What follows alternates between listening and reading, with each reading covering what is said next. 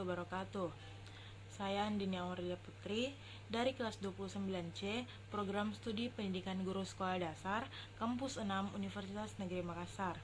Pada video kali ini, saya akan membahas mengenai sistem peredaran darah pada manusia.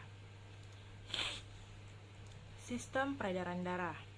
Sistem peredaran darah adalah sistem transportasi yang melibatkan 3 komponen, yaitu darah sebagai medium transportasi, jantung sebagai pemompa, dan pembuluh darah sebagai saluran. Sistem peredaran darah pada manusia bersifat tertutup dan ganda. Tertutup artinya darah dialirkan melalui suatu pembuluh, dan ganda melewati jantung sebanyak 2 kali. Selanjutnya, saya akan membahas mengenai alat-alat peredaran darah. Darah diedarkan ke seluruh tubuh melalui suatu pembuluh. Darah bisa sampai ke pembuluh karena dipompa oleh organ bernama jantung. Jantung merupakan organ peredaran darah yang berbentuk seperti kerucut tumpul dan ujung bawahnya agak miring ke bagian kiri. Jantung terletak di antara paru-paru dan di atas diafragma, di dalam rongga dada. Ukuran jantung hampir sama dengan kepalan tangan orang dewasa dengan berat 220-260 gram untuk orang dewasa. Adapun fungsi jantung sendiri yaitu berfungsi untuk memompa darah ke seluruh tubuh. Struktur jantung. Yang pertama yaitu bagian terluar jantung dibungkus oleh membran perikardium. Membran ini berupa kantong dengan lapisan ganda dan dapat membesar dan mengecil. Yang kedua yaitu dinding jantung terdiri dari 3 lapisan yaitu epikardium, miokardium, dan endokardium. Yang ketiga, jantung memiliki 4 ruangan yaitu 2 serambi dan 2 bilik. Serambi berfungsi untuk menerima darah dari seluruh tubuh, sedangkan bilik berfungsi untuk memompa darah keluar dari jantung. Dan yang keempat, jantung terdiri dari 3 katup atau valvula, yaitu valvula bicuspidalis yang terletak antara serambi kiri dan serambi kanan. Yang terletak antara serambi kiri dan bilik kiri. Valvula tricuspidalis yang terletak antara serambi kanan dan bilik kanan, dan valvula semilunaris yang terletak di pangkal aorta dan arteri. Alat peredaran darah yang kedua yaitu pembuluh darah. Pembuluh darah merupakan saluran tertutup yang bercabang-cabang. Fungsi pembuluh darah adalah mengalirkan darah keluar jantung, lalu kembali lagi ke jantung. Terdapat 3 pembuluh darah, yaitu arteri, vena, dan kapiler. Pertama, saya akan membahas mengenai arteri. Arteri adalah pembuluh yang pangkalnya ada di bilik jantung. Pembuluh ini berfungsi untuk membawa darah keluar dari jantung. Yang kedua yaitu pembuluh vena adalah pembuluh yang berfungsi untuk membawa darah kembali ke jantung.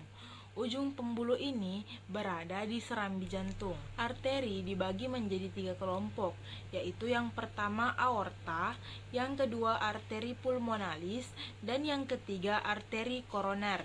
Aorta adalah arteri yang ukurannya paling besar dan berpangkal di bagian kiri, di bilik kiri. Yang kedua, arteri pulmonalis adalah arteri yang membawa darah kaya akan karbon dioksida dari jantung ke paru-paru. Dan yang ketiga, arteri koroner adalah arteri yang berfungsi untuk memberi makanan dan oksigen untuk sel-sel di jantung. Arteri akan bercabang menjadi pembuluh yang lebih kecil lagi atau biasa disebut dengan arteriola. Sedangkan vena juga dibagi menjadi 3 macam, yaitu yang pertama vena cava. Vena cava adalah vena yang terbesar yang ujungnya di serambi kanan. Pembuluh ini berfungsi untuk membawa darah yang kaya akan karbon dioksida kembali ke jantung. Vena cava dibagi menjadi 2, yaitu vena cava superior dan inferior. Yang kedua yaitu vena pulmonalis, adalah vena yang membawa darah kaya oksigen dari paru-paru ke jantung. Yang ketiga Vena porta hepatica adalah vena yang berfungsi membawa darah dari berbagai organ pencernaan dan masuk ke hati. Vena akan bercabang menjadi pembuluh yang lebih kecil dan biasa disebut dengan venula. Selanjutnya, pembuluh kapiler.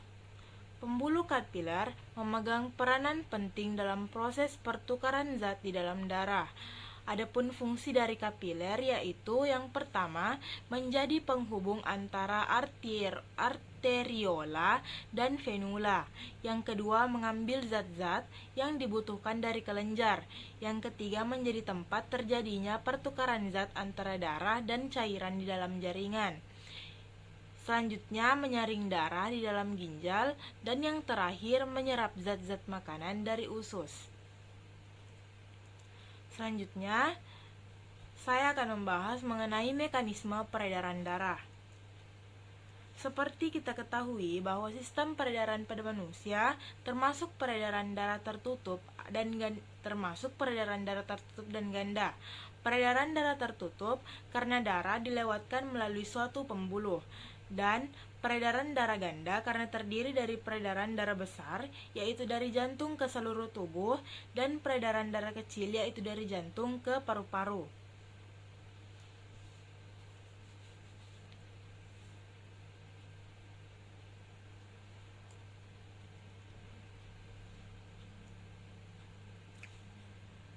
Dapat kita lihat pada layar yaitu sistem peredaran darah besar. Adapun siklus dari peredaran darah besar yaitu pertama berasal dari bilik kiri, lalu ke aorta dan diedarkan ke seluruh tubuh kecuali paru-paru dan ke vena cava dan terakhir ke serambi kanan. Adapun pada sistem peredaran darah kecil, yaitu siklusnya dari bilik kanan menuju ke arteri pulmonalis, ke paru-paru, ke vena pulmonalis, dan yang terakhir ke serambi kiri. Selanjutnya, saya akan membahas mengenai penyakit yang menyerang sistem peredaran darah. Sistem sirkulasi juga bisa mengalami gangguan seperti beberapa penyakit berikut. Yang pertama yaitu anemia. Anemia yaitu keadaan di mana jumlah eritrosit di dalam hemoglobin di bawah batas normal.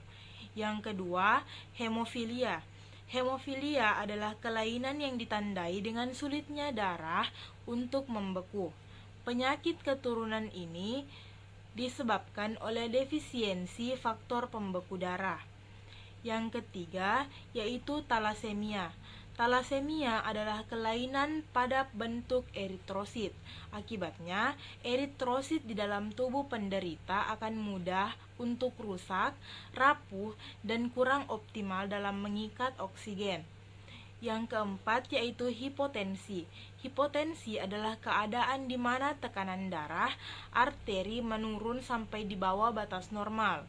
Misalnya 90/60 untuk sistol per diastol.